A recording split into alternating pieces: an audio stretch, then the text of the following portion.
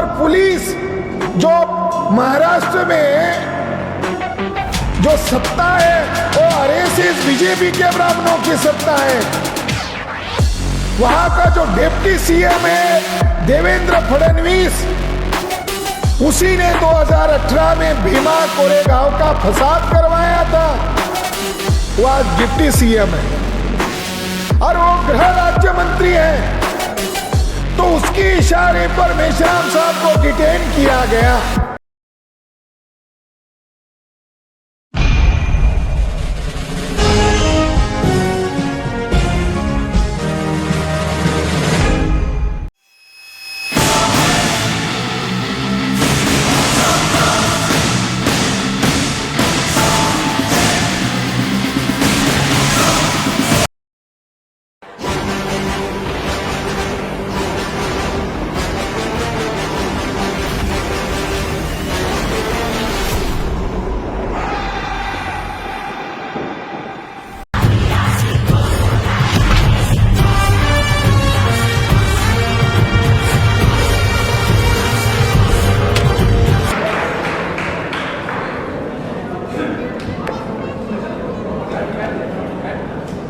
साथियों,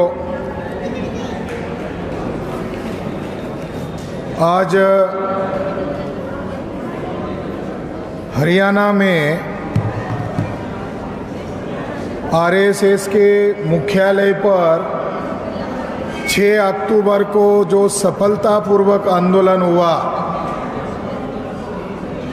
उसके उपलक्ष्य में यह सत्कार समारोह का कार्यक्रम आयोजित किया गया है। आज किसी कारणवश बहुत ज़रूरी काम होने के कारण माननीय वामन मेश्राम साहब आज यहाँ उपस्थित नहीं रह सके। सेंट्रल लेवल से मुझे प्रतिनिधि के तौर पर इस कार्यक्रम में भेजा गया है। साथियों, आपको याद होगा कि 27 जून को हरियाणा के रोहतक जिले में डीएनए परिषद का आयोजन किया गया था और बीजेपी और आरएसएस के लोगों ने रोहतक जिले का बीजेपी का जिला अध्यक्ष पंडित वत्स, इसके द्वारा कलेक्टर को और एसपी को ज्ञापन दिया और धमकी भरे शब्दों में कहा कि हम वामन मेश्राम को रोहतक में पैर नहीं रखने देंगे।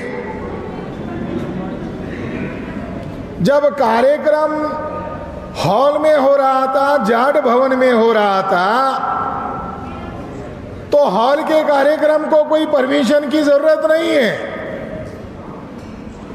और उन्होंने अखबारों में खबर छापी कि डीएनए परिषद से हरियाणा में माहौल खराब हो सकता है। तब ये खबर हरियाणा के जिले में फैल गई, अलग अलग जिलों में फैल गई। तो जाट भवन वाले जो आयोजक लोग थे, दीनबंधु सर छोटूराम विचार मंच, तो जाटों ने कहा हम कार्यक्रम देने के लिए तैयार हैं। तब एसपी और कलेक्टर के द्वारा उस भवन के मालिक को दबाव बनाया गया। तो ये खबर दूसरे जाट भवन वालों को पता चली, तो उन्होंने कहा ये कार्यक्रम हमारे तरफ करो। साथियों, फिर आरएसएस बीजेपी के लोगों ने जय हिंद नवीन को आगे लाया और फरसा दिखाकर परशुराम का नारा लगाकर डीएनए परिषद का विरोध किया। आरएसएस और बीजेपी के लोगों ने सोचा हरियाणा में बीजेपी की सत्ता है तो इसके बलबूते पर इस कार्यक्रम को हम रोकेंगे। और उन्होंने जिस दिन हमारा कार्यक्रम रोहतक में था वहां 144 धारा लगाई और लोगों को इकट्ठा होने के लिए पाबंदी लगाई। तो आरएसएस और बीजेपी के लोग हरियाणा में डीएनए पर चर्चा नहीं होने देना चाहते थे, ये मकसद हम जान गए। और बीजेपी के लोगों ने इसका विरोध किया और वो गैर संवैधानिक तरीके से किया। हमारे बोलने के अधिकार पर पाबंदी लगाने का अधिकार किसी के पास नहीं है।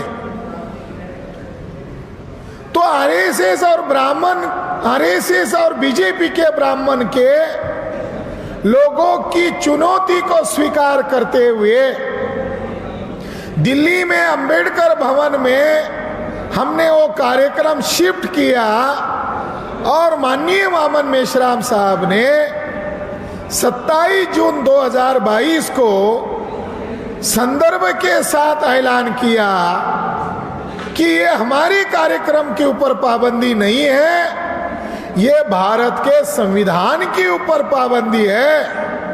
और भारत के संविधान को बचाने के लिए हमें जो भी कुर्बानी देनी पड़ेगी उसके लिए हम तैयार हैं। और वहां से उन्होंने ऐलान किया कि हम आरएसएस के मुख्यालय पर मोर्चा लेकर जाएंगे। ये बात 27 जून की है। और उसके बाद अगस्त महीना आया और अगस्त में 11 अगस्त के दिन उत्तर प्रदेश का राज्य अधिवेशन था।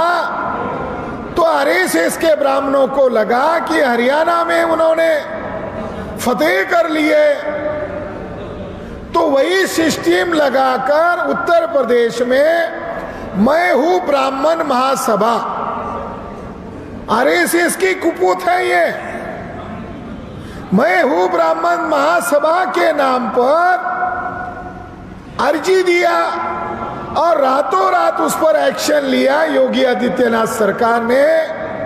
और 11 अगस्त के दिन कानपुर में 144 धारा लगा दी।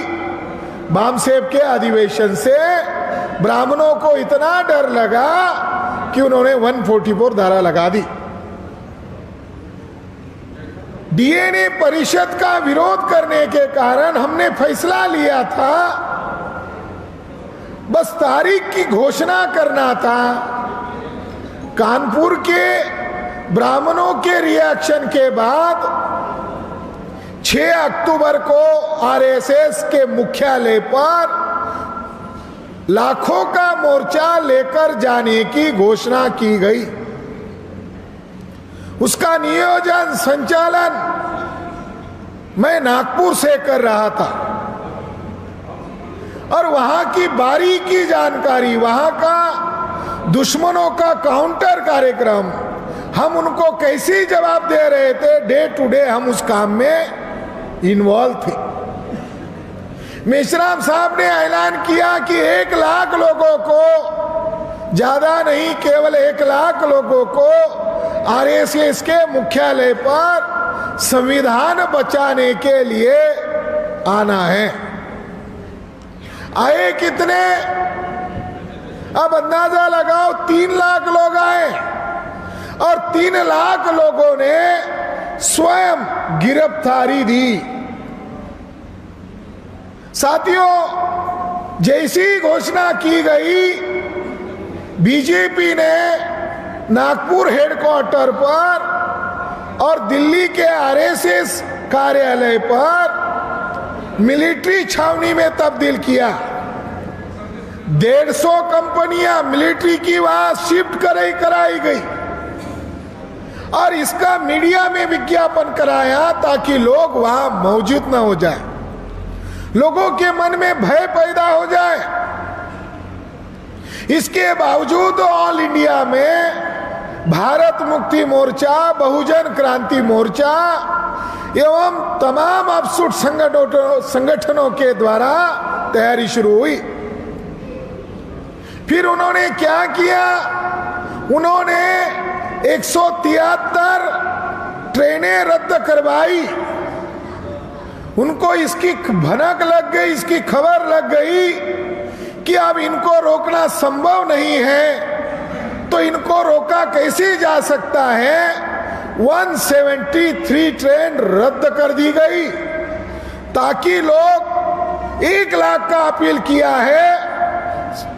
खुफिया विभाग के द्वारा अलग अलग इलाकों में फोन किया जाता था कि आपके इलाके से कितने लोग जा रहे हैं। जानकारी इकट्ठा की गई तो उनको पता चला कि 10 लाख से भी ज्यादा लोग नागपुर में जाने की संभावना है। तो उन्होंने जाने का जो साधन था, ट्रेनें रद्द करवाई। साथियों, हाई कोर्ट में उन्होंने इसको रोक लगाई तो हमने हाई कोर्ट में चुनौती दिया, और जो हाई कोर्ट का जज था उसको तक धमकियां दी गई। हमारा जो वकील था उसको तक धमकियां दी गई, और कोर्ट ने हमारी बात को एग्री कर रहा था। दोपहर के बाद जो फैसला सुनाया कि आपको 9, 10, 11 इस तारीख को सभा लेने की अनुमति देते हैं, मगर मोर्चा निकालने की अनुमति नहीं देते हैं। ये बात उन्होंने पहले दिन बताई। तो इसका मतलब है कि आरएसएस के लोगों ने जुडिशरी का यूज किया। साथियों, इसके बावजूद हमारा कार्यक्रम तय था। कार्यक्रम करना मकसद नहीं था।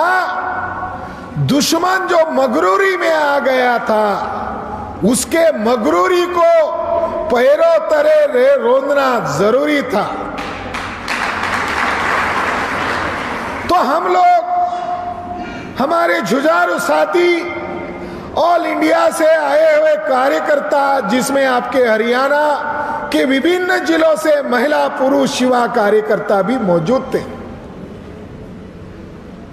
मेश्राम साहब को जहां पर वो रुके थे, सवेरे ही 8:30, 9 बजे के दरमियान उनको कोई नोटिस न देते हुए डिटेन किया गया,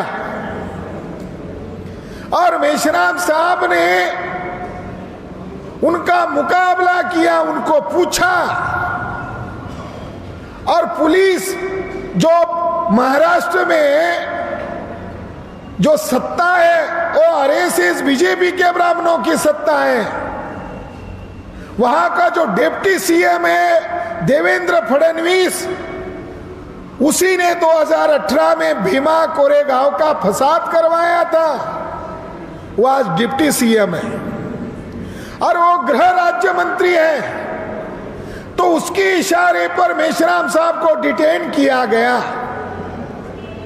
हम लोगों ने अलग अलग योजनाएं बनाई थी कि अगर ये ऐसा करेंगे तो हमें क्या, कौन सा प्लान करना है, ए प्लान, बी प्लान, सी प्लान। हमने आंदोलन की पूरी तैयारी कर लिया था, और जैसे ही मेश्राम साहब को अरेस्ट कर लिया गया तो साथियों, मैदान के बगल में जो इंदौरा चौक है नागपुर का, वहां लोग आना शुरू हो गया। जबकि नागपुर में अनाउंस किया जा रहा था गली मोहल्ले में कि नागपुर में 144 धारा लगाई गई है, लोग नागपुर के लोगों को सूचित किया जाता है। मगर जब मेश्राम साहब को अरेस्ट किया गया, ये वीडियो लोगों ने देखा, महिलाओं ने देखा, कार्यकर्ताओं ने देखा, आम लोगों ने देखा, सारे लोग उस मैदान की तरफ जहां इकट्ठा होना था वह इकट्ठा हो गए। साथियों, 6 अक्टूबर को हमारा आंदोलन सफल रहा, मगर ये विशाल आंदोलन कैसे संभव हुआ?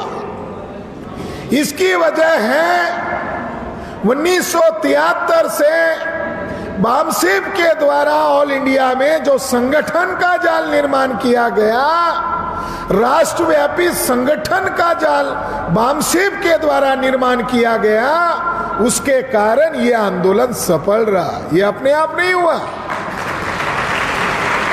इसके पीछे बामसेब की मेहनत है। मगर जो आरएसएस के लोग सभी लोगों को डरा रहे, सिखों को डरा रहे, मुसलमानों को डरा रहे, किसानों को डरा रहे, महिलाओं को डरा रहे, एससी एसटी ओबीसी को डरा रहे, नेताओं को डरा रहे, जो सबको डरा रहा है उसको डराने का काम भारत मुक्ति मोर्चा ने किया। ये कोई साधारण उपलब्धि नहीं है। किसी के दिमाग में भी नहीं सोचा था कि दुश्मन के मुख्यालय पर मोर्चा निकाल कर जा सकते हैं। साथियों, जो लोग सबको डरा रहे थे, आज उल्टा हो गया। उसके बाद हिंदू मुसलमान का मुद्दा पीछे चला गया। उस दिन से नई लड़ाई शुरू हो गई, मूल निवासी बनाम विदेशी। उस दिन से एक नई लड़ाई शुरू हो गई, लोगों में चर्चा शुरू हो गया, और उस लड़ाई का मुद्दा है संघ परिवार बनाम मूल निवासी परिवार। अब हिंदू मुसलमान की लड़ाई नहीं है, अब नई लड़ाई शुरू हो गई। अब उस लड़ाई के दो वर्ग हैं, एक वर्ग का नाम है संघ परिवार बनाम मूल निवासी परिवार, और मूल निवासी परिवार आंदोलन से 100% समर्थन करते हैं। साथियों, आरएसएस बीजेपी के ब्राह्मण लोग उस आंदोलन से इतने डर गए, जो मोहन भागवत हिंदू राष्ट्र की बात कर रहा था, उस आंदोलन का रिएक्शन भागवत ने दिया। जैसे ही उसका नाक दाबा, उसने मुंह खोला और वही नागपुर में बयान दिया, हे ब्राह्मणों, तुम लोगों ने वर्ण व्यवस्था बनाई है, हमारे पुरखों ने, भागवत कह रहा है, हमारे ब्राह्मण पुरखों ने जाति व्यवस्था बनाई है, वर्ण व्यवस्था बनाई है। इसलिए मैं ब्राह्मणों को कहता हूं कि प्रायश्चित ले, पाप क्षालन करे। भागवत की बोली एकदम कैसी बदल गई। जो ब्राह्मण इतना आकड़ू बनकर कार्य कर रहा था, इतना झुकने का नाटक क्यों करने लगा? इसका कारण है 6 अक्टूबर का वो सफल रहा आंदोलन। मगर भागवत ने जो बयान दिया वो सही है क्या? क्या ब्राह्मण में परिवर्तन आ गया? क्या ब्राह्मण में परिवर्तन आ सकता है? नहीं। देहाती भाषा में अगर कहा जाए तो कुत्ते की जो पूंछ होती है, वो कुत्ते की पूंछ में कुछ भी करो, एडवांस टेक्नोलॉजी से उसको सीधा करो, सीधा नहीं होती, वो टेढ़ी की टेढ़ी ही रहती है। उसी तरह ब्राह्मण का स्वभाव है, उसका गुणधर्म है। वो वर्ण व्यवस्था, जाति व्यवस्था के छोड़ नहीं सकता, उसके खिलाफ आंदोलन नहीं कर सकता। अगर उसके खिलाफ उसने आंदोलन किया, ब्राह्मणवाद खत्म हो जाएगा। तो ब्राह्मण ने ये जो बयान दिया, ऐसा ही बयान इसके पहले सरसंघ चालक ने दिया था। बाबरी मस्जिद गिराने के बाद ऐसा ही बयान इसके पूर्व का जो सरसंघ चालक था उसने बयान दिया था। नतीजा क्या है? हुआ बदलाव। यूरोप में एक वॉल्टियर नामक व्यक्ति हो चुका है, क्रिश्चियन धर्म का एक धर्मगुरु। वो लावारिस की तरह मिला एक फादर को, उसने उसको बड़ा किया, वो धर्मगुरु और तत्वज्ञ बन गया। और उसने जो कमियां और खामियां थी वो निकाली, इसके लिए बड़ा आंदोलन किया। तो बाबा साहब अंबेडकर ने 1936 में कहा ब्राह्मणों में सुधार संभव नहीं है, क्योंकि ब्राह्मणों में एक भी वॉलंटियर पैदा नहीं हुआ। देखो, महापुरुष हमारे ही लोगों में पैदा होते हैं। आज सैनिक कुशवाहा को ज्योतिबा फुले अच्छे लग रहे हैं, यादव को पता चल रहा है, कुर्मियों को पता चल रहा है, ब्राह्मणों में एक भी महापुरुष पैदा नहीं हुआ। आज तक ब्राह्मणों में महापुरुष पैदा नहीं हुए, हमारे लोगों में महापुरुष पैदा हुए। ब्राह्मणों में बुद्धि है मगर ईमानदारी नहीं है। ब्राह्मणों में बुद्धि है, ईमानदारी नहीं है। ब्राह्मणों में छल कपट षड्यंत्र है। ब्राह्मणों ने क्या पैदा किया? वर्ण व्यवस्था पैदा किया, छुआछूत पैदा किया, गैर बराबरी पैदा की, आदिवासियों का अलगीकरण किया। 11 करोड़ घुमंतु जनजाति के लोग ऑल इंडिया में रहते हैं, यानी घुमंतु जनजातियों का निर्माण किया, महिलाओं की गुलामी को पैदा किया। ये सारा पाप ब्राह्मणों ने किया। महामानव डॉक्टर बाबा साहब अंबेडकर इतने विद्वान थे कि उनको भी गुस्सा आया तो उन्होंने उनके ऊपर आरोप लगाते हुए कहा, ये सारा करने के लिए बुद्धि चाहिए। इतने सारे बहुसंख्य समाज को गुलाम करने के लिए बुद्धि चाहिए। वो बुद्धि ब्राह्मणों के पास है, मगर ब्राह्मणों ने अपने बुद्धि का इस्तेमाल सृजनशील कार्य करने के लिए, क्रिएटिविटी करने के लिए इस्तेमाल नहीं किया, बल्कि ब्राह्मणों ने अपने बुद्धि का इस्तेमाल वेश्या की तरह किया। बाबा साहब अंबेडकर को गुस्सा है, वेश्या की तरह किया। ब्राह्मण जो है इंटेलेक्चुअल प्रोस्टिट्यूशन करते हैं, बौद्धिक व्यभिचार करते हैं, इतना गुस्सा है। साथियों, इसकी मिसाल है आपके हरियाणा, डेक्कन कॉलेज पुणे में, और उस डेक्कन कॉलेज के लोगों को आपके हरियाणा में हिसार जिले में राखीगढ़ी जो प्राचीन सभ्यता है वहां उनको कंकाल मिले, और उस कंकाल में से एक महिला का कंकाल के कान के पीछे की हड्डी को निकाला गया, क्योंकि पूरे शरीर में कान के पीछे की हड्डी मजबूत हड्डी होती है। तो साइंटिस्ट लोगों को लगा कि इसका पीरियड प्राचीन है, मगर हो सकता है प्रयास करके देख लिया जाए। इतने अच्छी अवस्था में जो कंकाल मिला है, हो सकता है इसमें डीएनए मिल जाए।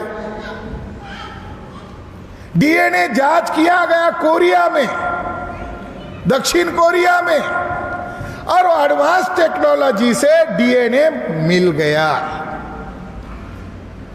अब वो डीएनए से पता चला कि राखीगढ़ी में, हिसार जिले में जो राखीगढ़ी गांव है, वहां अलग अलग टीले हैं, लगभग 500 एकड़ एरिया में वो फैले हुए हैं।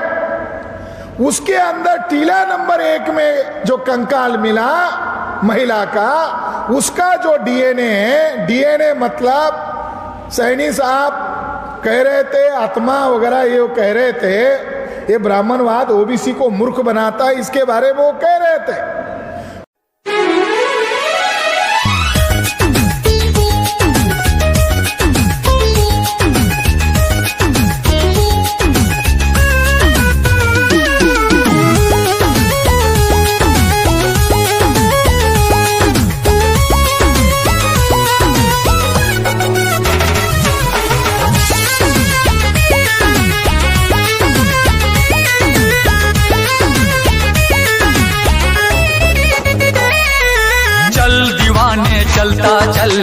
चलता चल तू चलता चल, दुनिया के अन्याय से हिंद दीवाने लड़ता चल। चल दीवाने चलता चल, चलता चल तू चलता चल, दुनिया के अन्याय से हिंद दीवाने लड़ता चल। नागवंश का नायक है तू, द्रविड़ों का सरदार है, मौर्य वंश का है जुनून तू,